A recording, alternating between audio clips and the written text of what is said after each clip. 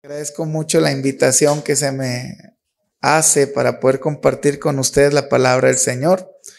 También agradezco mucho a nuestra amada iglesia, el Divino Salvador. Tienen su casa en Reynosa, Tamaulipas. Es la primera iglesia de las Asambleas de Dios en la ciudad. Y ellos sabían que nosotros íbamos a estar aquí. Estuvieron orando de igual manera, así que reciban un cordial saludo de parte de los pastores titulares, Eleazar y Norma Jaramillo, y de toda la congregación El Divino Salvador en Reynosa. Hermanos, yo he titulado este mensaje porque yo sé los pensamientos que tengo. Definitivamente cada uno de nosotros tenemos pensamientos. Algunos pueden ser pensamientos equivocados, otros buenos, pero la realidad es que Dios sabe los pensamientos que Él tiene. Y aunque es una realidad que nosotros no podemos descubrir con cabalidad todo lo que Dios piensa, porque nuestra mente es finita, hay una garantía detrás de todo esto. Los pensamientos que Dios tiene acerca de su iglesia son de bien, para darnos un beneficio. Alabado sea el nombre del Señor. En base a esta realidad, yo quiero hablarles el día de hoy de la intervención divina ante los momentos de tribulación. En definitiva, Dios interviene en los momentos de dificultad. ¿Por qué? Porque tenemos esta garantía. Él sabe los pensamientos que tiene acerca de nosotros.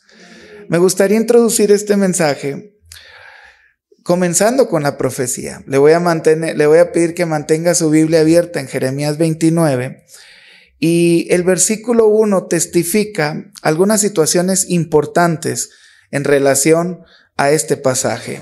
Jeremías especifica que esta carta había sido enviada desde Jerusalén y sus receptores eran los ancianos, los sacerdotes, los profetas y todo el pueblo que había sido desterrado de Jerusalén a Babilonia en los tiempos de Nabucodonosor. A la letra el texto dice: estas son las palabras de la carta que el profeta Jeremías envió. ¿De dónde?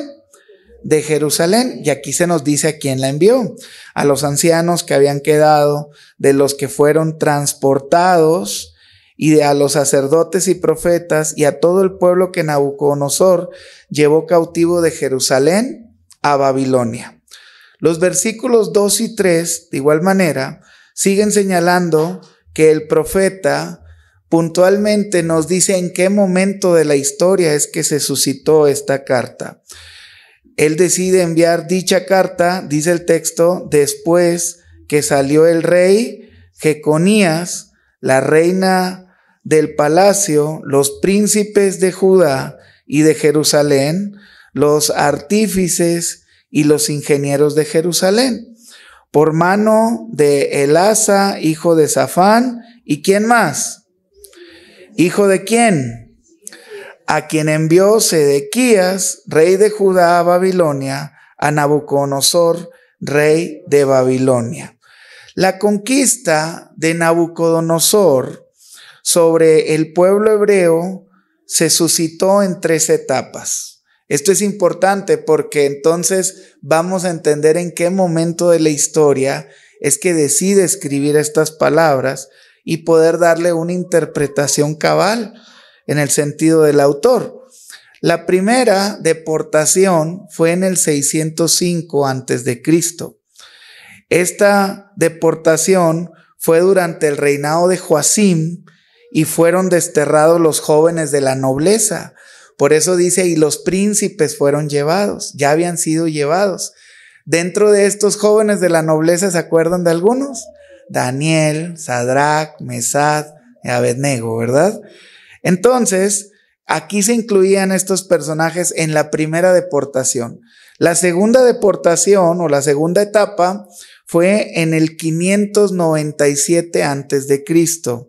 Esta deportación fue justamente bajo el reinado de Jeconías y fueron llevados prisioneros Jeconías, su corte y artesanos, y aquí también es llevado el profeta Ezequiel, que usted se acuerda que es de los profetas del exilio.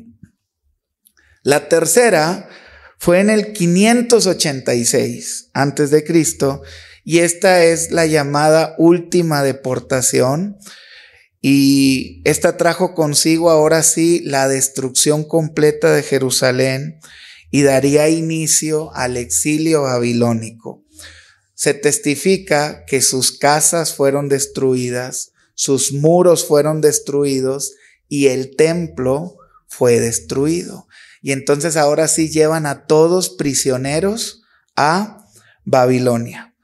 Es evidente que Jeremías escribió desde Jerusalén.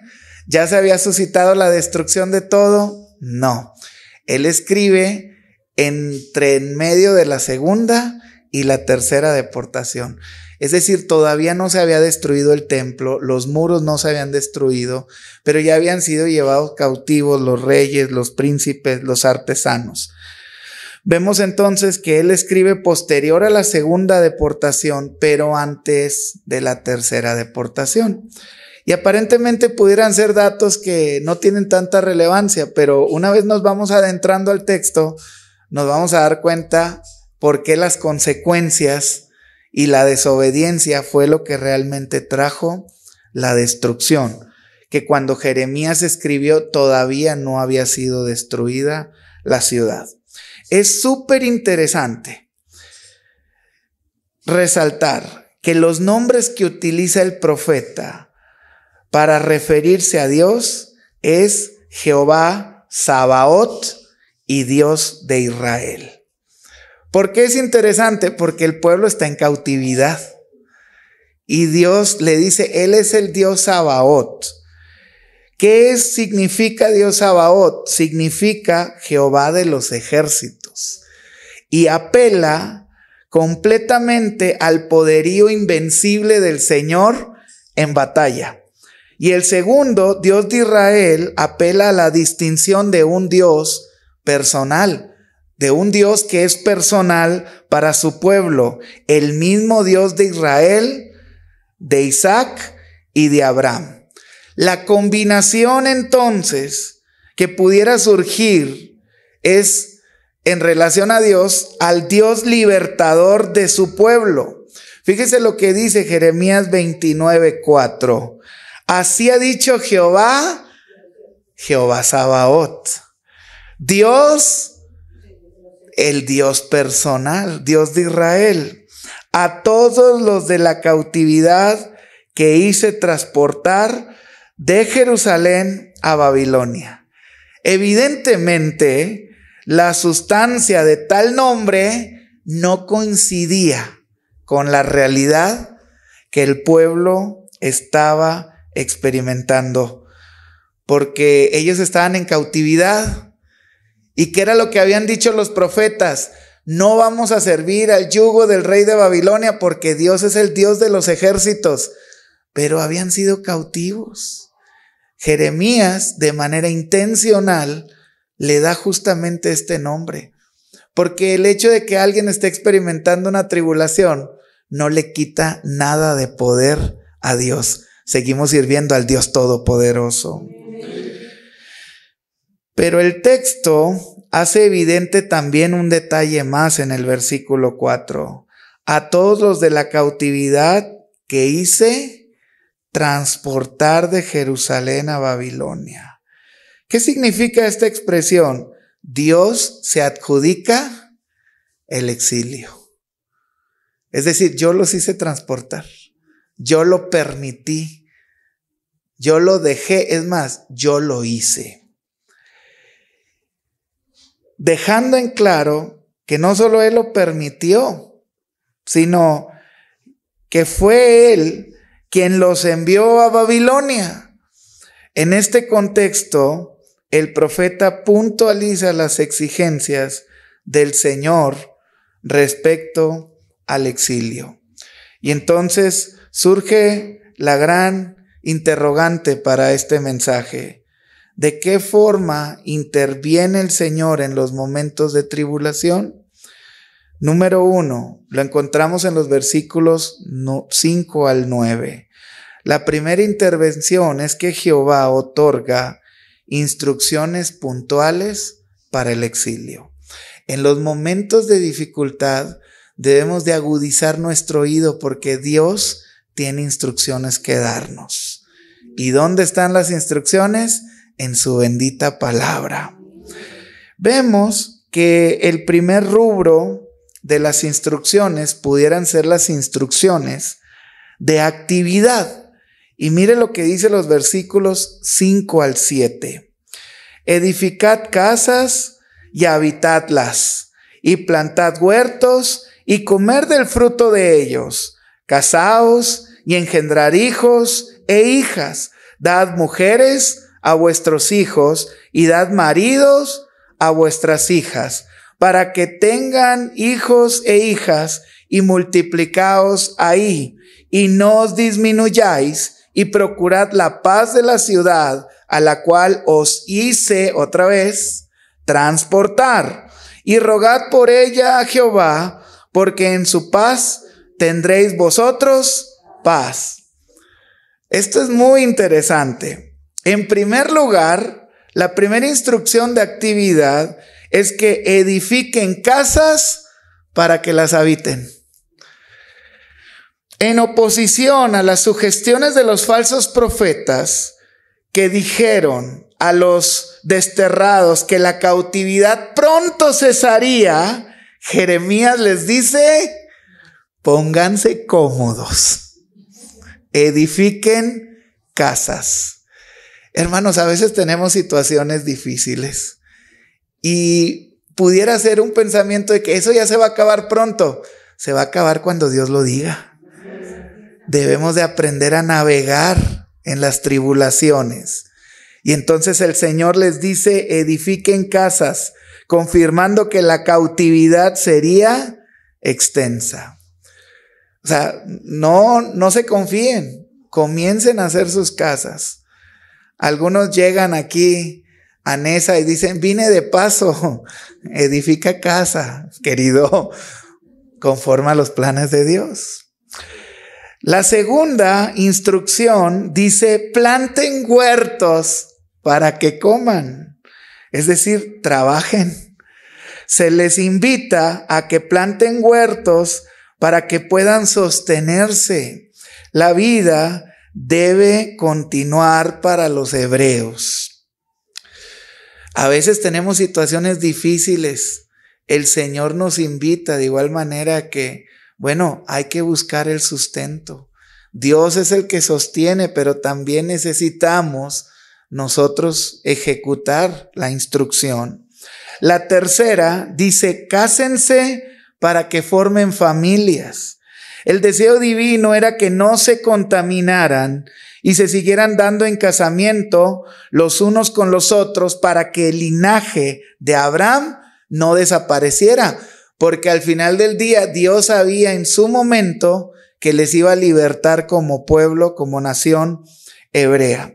Una cuarta instrucción que encontramos en el texto es que busquen el bienestar para que tengan paz. En medio de la situación difícil, en medio de la hostilidad de la ciudad, les dice: busquen la paz. Pero es que en esta ciudad todos son paganos. ¿Cómo creen que era Babilonia, hermanos? Y en medio de Babilonia les dice: busquen la paz. Se les anima a que busquen la paz de la ciudad. Y aquí vemos el vocablo hebreo shalom. Lo que les dice es: busquen shalom, busquen paz, que significa una circunstancia favorable. Busquen una circunstancia favorable en la ciudad a donde viven. Y en quinto lugar, el texto dice: rueguen en oración para que sean escuchados. Hermanos, de igual forma se les pide que rueguen en oración por la ciudad y por sus líderes. Podría resultar un tanto paradójico, muy contradictorio. ¿Cómo vamos a orar por los que nos secuestraron? ¿Cómo vamos a orar por aquellos que nos desterraron, que destruyeron el templo de Jehová, que destruyeron los muros, que destruyeron nuestras casas? Pero el Señor les dice: rueguen por ellos. Esto sería un presagio de lo mismo que Jesús vendría a enseñar en el Nuevo Testamento en Mateo 5:44. ¿Les suena familiar? Pero yo os digo, amad a vuestros enemigos, bendecid a los que os maldicen, haced bien a los que os aborrecen y orad por los que os ultrajan y os persiguen. Estas eran las instrucciones de actividad que el pueblo tenía que hacer una vez llevado cautivo a Babilonia. Pero hay un segundo grupo.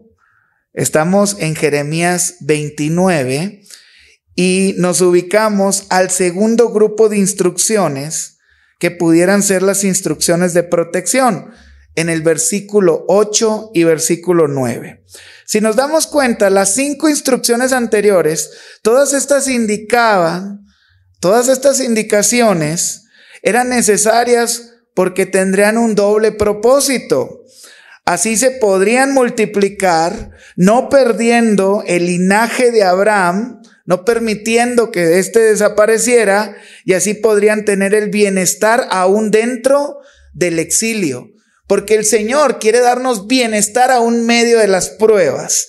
Y alguien dice, no lo entiendo, pero tengo una buena noticia. Él sí conoce los pensamientos que tiene acerca de nosotros. El segundo grupo de instrucciones son las de protección, versículo 8 y 9. Dice el texto, porque así ha dicho Jehová de los ejércitos, Dios de Israel, no os engañen vuestros profetas que están entre vosotros, ni vuestros adivinos, ni atendáis a los sueños que soñáis, porque falsamente os profetizan ellos en mi nombre, no los envié, ha dicho Jehová. La primera instrucción en relación a la protección del pueblo era: eviten dejarse engañar. Jeremías les indica que habría profetas y adivinos mentirosos. Hacer caso al mensaje de ellos fue justamente lo que les costó el destierro. Y lo podemos ver en Jeremías 27, 9 y 11, donde se testifica acerca de estos falsos profetas y falsos adivinos. Pues el texto dice, y vosotros no prestéis oído a vuestros profetas, ni a vuestros adivinos, ni a vuestros soñadores, ni a vuestros agoreros, ni a vuestros encantadores, que os hablan diciendo, no serviréis al rey de Babilonia, porque ellos os profetizan mentira, para haceros alejar de vuestra tierra, y para que yo os arroje y perezcáis. Mas a la nación que se sometiere su cuello al yugo del rey de Babilonia y le serviere, les dejaré en su tierra, dice Jehová, y la labrarán y morarán en ella. ¿Por qué la tierra fue destruida? Porque aún a pesar de la advertencia de Jeremías, el pueblo decidió escuchar a los falsos profetas. Hoy en día existen tantos hombres y tantas mujeres que desean engañar a las personas. Gloria a Dios porque estamos en un lugar donde se predica la bendita palabra del Señor. La segunda instrucción es: eviten atender sueños, dice el texto. Un viejo dicho latino dice: el pueblo quiere ser engañado, dejad pues que sea engañado. No fueron los sacerdotes los que inventaron la superchería clerical, sino el mórbido apetito del pueblo de ser engañado. ¿Recuerda Éxodo 32:1? Dice así: viendo el pueblo que Moisés tardaba en descender del monte, se acercaron entonces a Aarón y le dijeron: levántate, haznos dioses que vayan delante de nosotros. Porque a este Moisés, el varón que nos sacó de la tierra de Egipto, no sabemos qué le haya acontecido. Jeremías les dice: no hagan caso incluso de los sueños que vayan en contra de esta palabra. En la actualidad existe un mundo religioso, místico, que le pone más atención a los sueños. Pero, ¿qué pasa cuando el sueño va en contra de la palabra del Señor? En definitiva, no es el Señor mostrándote ese sueño. En el norte decimos, quizás cenaste muchos frijoles charros. Entonces, Jeremías dice, no hagan caso de aquellos pseudos profetas, pero tampoco incluso hagan caso de los soñadores, de los que tienen sueños y en sus sueños dicen que van a ser libres inmediatamente. Les dice, porque esos sueños van en contra de esta palabra que Dios ha dado. Si usted se percata, amado hermano, todas estas indicaciones eran necesarias para que supieran que esta palabra era irrevocable y tendría su cumplimiento como palabra de Dios, pues la Escritura da testimonio de ello. Séquese la hierba, marchítese la flor, mas la palabra del Dios nuestro permanece para siempre. Jeremías entonces les deja en claro en el versículo 9, porque falsamente os profetizan ellos en mi nombre, no los envié, ha dicho Jehová. Entonces, la primera intervención que Jehová otorga ante este exilio son sus instrucciones puntuales. En segundo lugar, podemos ubicarnos en el versículo 10, porque aquí vemos la segunda intervención, y es justamente que Jehová decide revelar su accionar ante el exilio. No solamente otorga indicaciones, sino que Él decide revelarnos cómo es que va a accionar ante el exilio. ¿Qué dice el versículo 10? Jeremías capítulo 29, versículo 10. Les escucho, amados. Porque así dijo Jehová, cuando en Babilonia se cumplen los 70 años, yo os visitaré y despertaré sobre vosotros mi buena palabra para haceros volver a este sueño. Jeremías prosigue en su carta y les indica que una vez cumplida la palabra de Dios de cautividad de 70 años, Él va a actuar. Y esto lo testifica el capítulo 25, versículos 11 y 12 de Jeremías. Dice, toda esta tierra será puesta en ruinas y en espanto. Y servirán estas naciones al rey de Babilonia 70 años. Y cuando sean cumplidos los 70 años, castigaré al rey de Babilonia y a aquella nación por su maldad, ha dicho Jehová. Y a la tierra de los caldeos la convertiré en desierto para siempre. Hermanos, Jehová decide accionar usando su poder. En primer lugar, volviendo al versículo número 10 del capítulo 29, lo primero que nos dice el accionar del Señor es que Él visitará. No se refiere que Dios esté lejano o que Dios esté ausente durante los momentos de dificultad, sino que manifestará su poder activamente y vendrá a castigar a los opresores. Hermanos, aguanten, porque a su debido tiempo el Señor visitará. En segundo lugar, el texto dice, y os visitaré y despertaré. Él despertará.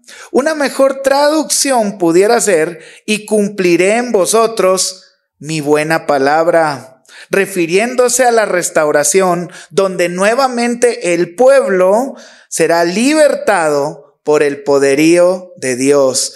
Los exilios, las tribulaciones, las vicisitudes tienen fecha de caducidad. Y es cuando Dios decide manifestar su poder y entonces Él despertará para orar a nuestro favor. En tercer lugar, el texto dice, Él los regresará. Despertaré sobre vosotros mi buena palabra y os haré volver a este lugar. La promesa de Dios no solamente consistía en dar retribución al pueblo opresor y dejarlos en libertad, sino que les traería nuevamente a su amada ciudad Jerusalén. Hermanos, esto pudiera interpretarse que nuevamente volveríamos a ser felices, a disfrutar la bendición, a disfrutar de las personas a quien nosotros amamos. Para el pueblo, aparentemente Dios iba a obrar inmediatamente, pero el hecho de que el Señor no obrara cuando ellos lo quisieran, esto no disminuye el poder del Altísimo en ninguna manera. Como creyentes debemos entender que el Señor es poderoso, pero tiene sabiduría en el uso oportuno de su poder. Nuestra seguridad debe concentrarse en la garantía de las palabras del Señor a su pueblo. Él visitará con poder, despertará con libertad y nos regresará a la posición de comunión con Él. Hay aflicciones. Hay dificultad, pero el Señor sabe los pensamientos que tiene acerca de nosotros. En el versículo 11, nosotros encontramos esta tercera intervención. Pues el Señor interviene durante el exilio explicando su motivo. Es decir, nos da indicaciones, nos dice su accionar, pero en tercer lugar, nos da su motivo del por qué es que experimentamos una situación difícil. Y esto se encuentra justamente en el versículo número 11, con el cual nosotros iniciamos en este día. ¿Qué dice Jeremías 29:11, hermanos? Les escucho. Porque yo sé los pensamientos que tengo acerca de vosotros, dice Jehová, pensamientos de paz y no de mal, para daros el fin que esperáis. En tercer lugar, vemos que Jehová explica su motivo del exilio. Él afirma que son planes de sabiduría. En primer lugar, se nos dice que Él afirma que son planes de sabiduría. Pues dice el texto, yo sé los pensamientos que tengo acerca de vosotros. Yo sé los pensamientos. También puede traducirse este vocablo hebreo como yo sé los planes que tengo para cada uno de ustedes. Aquí se resalta la sabiduría divina. Dichosos nosotros que tenemos a un Dios que tiene sabiduría y que sabe por qué pasan las cosas. ¿Le resulta familiar al canto que entonábamos en la mañana?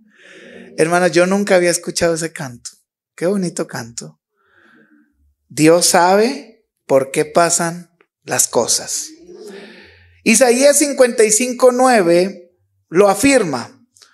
Como son más altos los cielos que la tierra, así son mis caminos más altos que los vuestros, y mis pensamientos más que vuestros pensamientos. Hermanos, es maravilloso saber que aquel que nos ha diseñado tiene planes en sabiduría para cada uno de nosotros.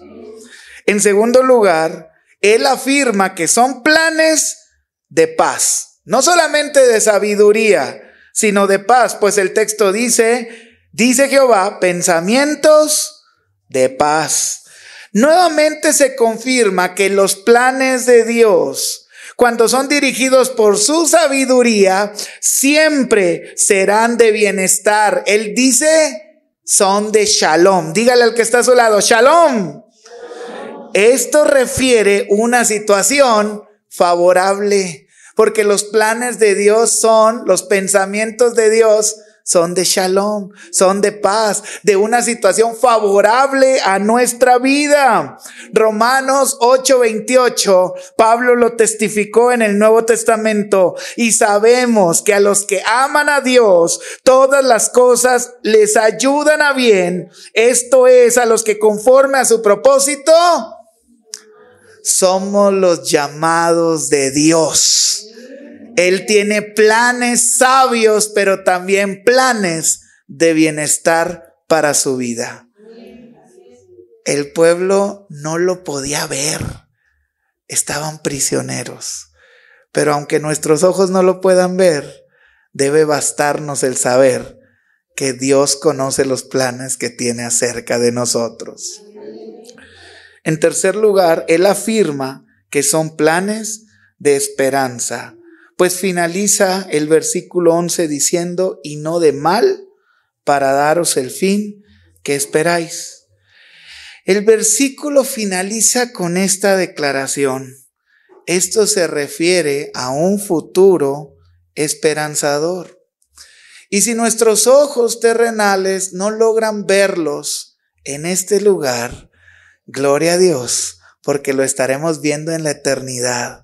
Porque en un momento, en un abrir y cerrar de ojos, a la final trompeta, el Señor regresará por su iglesia y estaremos siempre con el Señor. Y los que hayan quedado serán resucitados. Si no lo logramos ver aquí, lo estaremos viendo en la eternidad con el Señor. Si lo logramos ver aquí, gloria a Dios. Pero al final del día, mantenernos firme en nuestra fe nos da la garantía de ser bendecidos toda una eternidad con Dios. Como pueblo del Señor, descansemos en los planes del Señor. Pues los planes de Dios están llenos de mayor sabiduría, están llenos de mayor bienestar y están llenos de mayor esperanza. Tienes que entender esto. Tú debes de planificar, tú debes de tener planes, pero los planes de Dios son más sabios. Debes de saber que tú buscas tu bienestar, pero los planes de Dios traen mayor bienestar. Es verdad que quieres un buen futuro para tu familia, pero los planes de Dios tienen mejor esperanza. Esto nos lleva a la última parte del texto, y es a la cuarta intervención que el Señor tiene ante el exilio. Y es que Jehová confirma su promesa. Y esto lo vemos en los versículos 12 y 13. ¿Qué dice Jeremías 29, 12 y 13, hermanos? Les escucho. Entonces me llamaréis y vendréis y oraréis a mí, y yo os responderé. Y me buscaréis y me hallaréis, porque me buscaréis de todo vuestro corazón. La cuarta intervención es que Jehová confirma su promesa frente al exilio. Y lo hace por lo menos de 4 formas. En la primera expresión dice, invocarás a mí. Esto implica invocar solamente al Dios verdadero. Amados hermanos, no permitamos que nuestra boca clame a alguien más que no sea el Rey de Reyes y Señor de Señores. Invocar muestra que el Señor puede ser hallado. Olvidémonos de las imágenes. Es que el Señor tarda en responder. Olvidémonos de todo aquello que entorpezca que nuestra boca exalte al único Dios verdadero. ¿Se acuerdan el dicho latino? El pueblo quiere ser engañado, dejemos que sea engañado. No permita que nadie le robe su convicción de invocar al único Dios verdadero. En segundo lugar, el texto dice, vendrás a mí. Pues el texto dice, me invocaréis y vendréis, en segundo lugar. Esto implica acudir solamente a donde mora el Señor. No dejes de congregarte. No pasa nada si falta el miércoles de la reunión de la familia. No pasa nada si falta un domingo. A veces tenemos ese pensamiento, hermanos. Pero cada vez que faltamos un miércoles, cada vez que faltamos un domingo a los cultos, es una palabra menos que recibimos del Señor. Es una instrucción menos. Y a veces una instrucción, a veces una dádiva, a veces una palabra del Señor puede hacer completamente la diferencia para nuestra vida. Dice, vendrás a mí. En el Nuevo Testamento, el autor a los Hebreos escribiría sobre esto. En Hebreos capítulo 10, versículos 23 al 25. Mantengámonos firmes sin fluctuar en la profesión de nuestra esperanza, porque fiel es el que lo prometió. Y considerémonos los unos a los otros para estimularnos en amor y buenas obras, no dejando de congregarnos como algunos tienen por costumbre, sino exhortándonos cada día, y cuanto más que veis que aquel día se acerca. Dile al que está a tu lado, no dejes de venir a la iglesia. Y ahora como que se enoja, no dejes de venir a la iglesia. En tercer lugar, el texto continúa diciendo, me invocaréis y vendréis y oraréis a mí. En tercer lugar, podemos ver que el texto dice, rogarás a mí, orarás a mí. Esto implica clamar y orar a aquel que sí puede escucharnos. Amados hermanos, estamos llenos en una ciudad llena de idolatría. Los ídolos tienen oídos, mas no escuchan. Ojos tienen, mas no ven. Tienen nariz, mas no pueden percibir ningún aroma. Tienen manos, mas no palpan. Pies tienen, mas no andan. Gloria a Dios porque usted puede orar y puede clamar a aquel que sí le puede escuchar. Pues Él mismo lo dijo en su palabra. Porque al corazón contrito y humillado yo no desecho. Y oraréis y me buscaréis y me hallaréis, porque me buscaréis con todo vuestro corazón. Al labio, a la oración que viene del labio sin engaño, el Señor escucha. Rogarás a mí. Y en cuarto lugar, el texto dice, me buscarás a mí. Pues el texto dice, y porque me buscaréis de todo vuestro corazón. Esto implica buscar al Señor en todo tiempo, buscarle en todo lugar, con todo el ser y con toda la familia. Una búsqueda que presagia obediencia y confrontación por salvaguardar la fe. Elijan a quién van a servir, dijo Josué, pero yo y mi casa serviremos a Jehová. Y entonces vemos que esa cuarta intervención es que Jehová confirma su promesa frente al exilio. ¿Cuál es su promesa? Es una promesa condicionada. Si nosotros le invocamos a Él, si venimos a Él, si le rogamos a Él y si le buscamos solo a Él, al poner en práctica todo esto, invariablemente en el tiempo de Dios, Él cumplirá su promesa. Y entonces el texto dice, y me hallaréis. Me hallaréis y yo te oiré, porque me buscaréis de todo vuestro corazón. Daniel capítulo 9 versículo 2 y 3 es justamente lo que hace.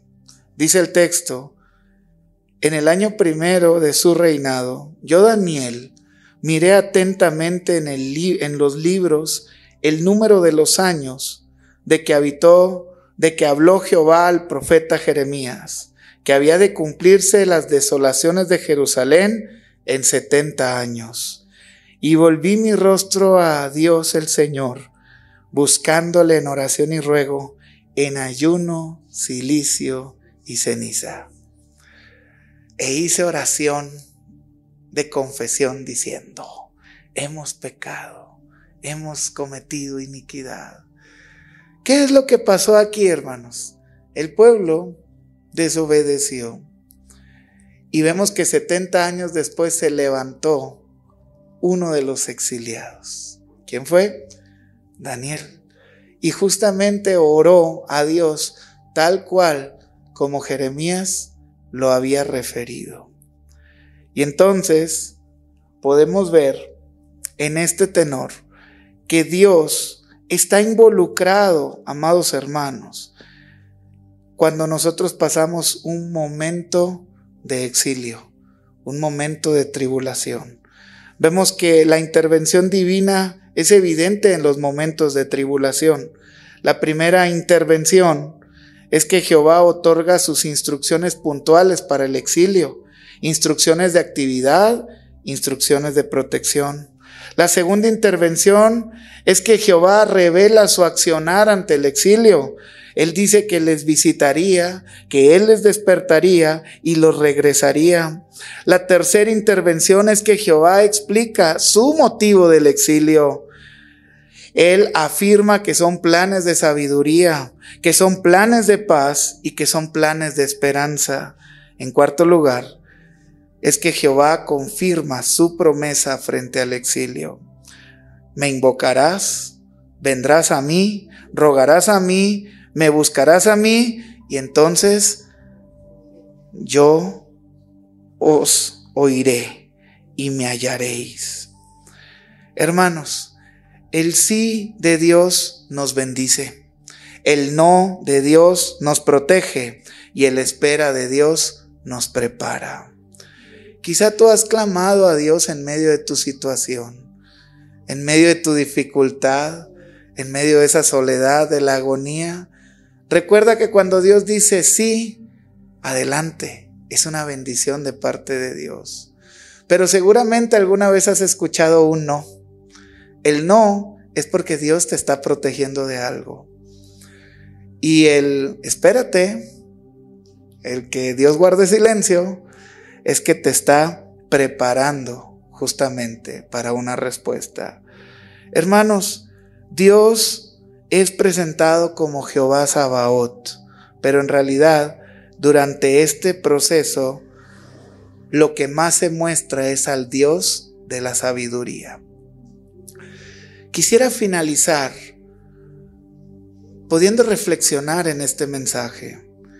Amados hermanos, de manera personal, si yo tuviera el poder de Dios, yo en realidad sanaría todas sus dolencias.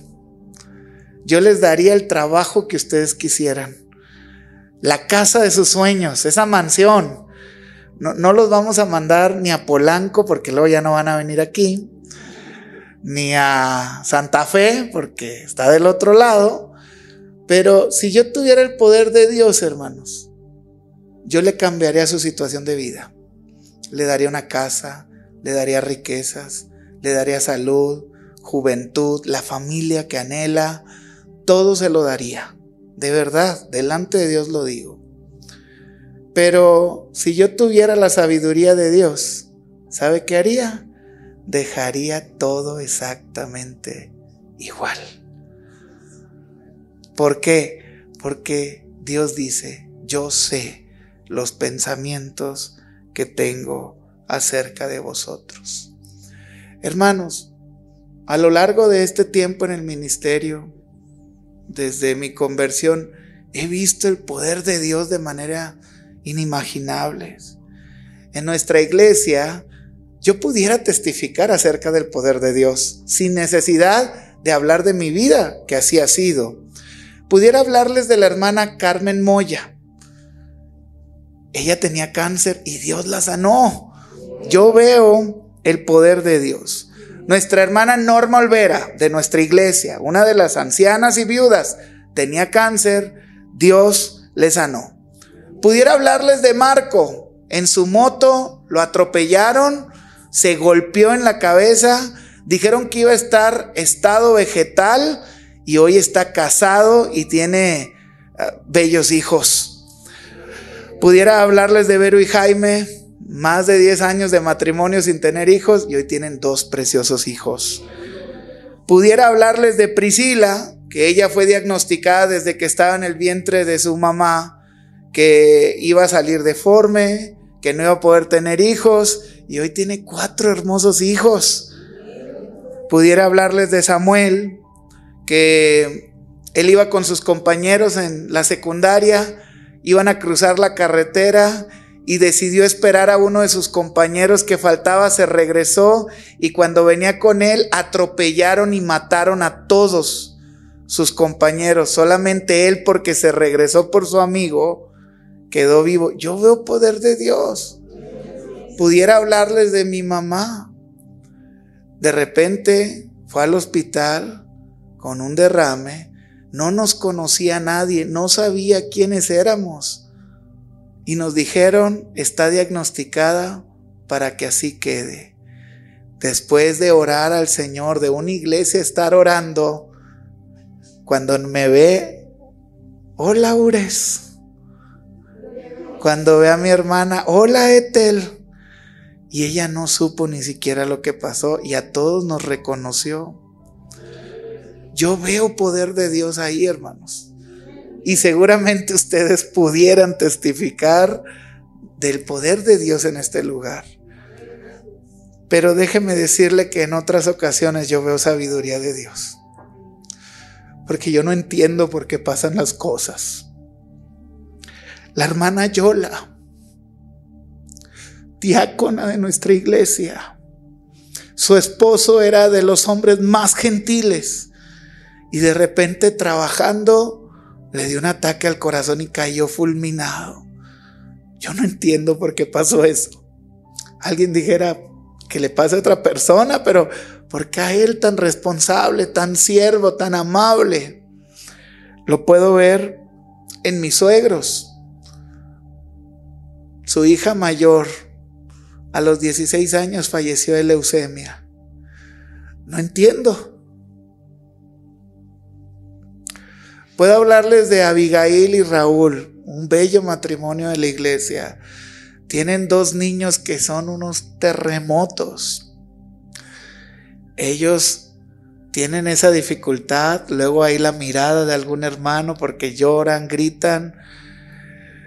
Y cuando ella viene desesperada y me dice: es que ¿qué puedo hacer para con los niños? Es maestra de profesión. Entonces yo lo único que le digo: yo veo sabiduría de Dios. Dios te dio esos hijos porque Dios sabe por qué. O les puedo hablar de mi hermano Imuris. Ya más de 1 año desaparecido y no sabemos nada de él. ¿Se da cuenta? Vemos el poder de Dios. Pero hay otros días en los cuales vemos sabiduría de Dios. No entendemos las cosas. No sabemos por qué nos suceden. Pero aún así, yo tomo esta palabra. Yo sé los pensamientos que tengo acerca de vosotros. ¿Estás teniendo una dificultad? ¿Hay una lucha? Quizá tú vienes de saborear el poder de Dios. Quizá algunos dicen: yo estoy sumergido en el proceso de la sabiduría de Dios. En medio de las tribulaciones, en medio de las luchas, en medio de las situaciones difíciles, tú tienes que confiar en esta palabra. Porque Él no es hombre para que mienta, ni hijo de hombre para que se arrepienta. Si Él lo dijo, Él lo hará. Él nos dice: yo sé los planes que tengo acerca de vosotros. ¿Quieres decirle: Señor, yo hoy he entendido que tus planes son mejores que los míos? ¿Quieres decírselo? Te invito a que te pongas de pie en esta hora.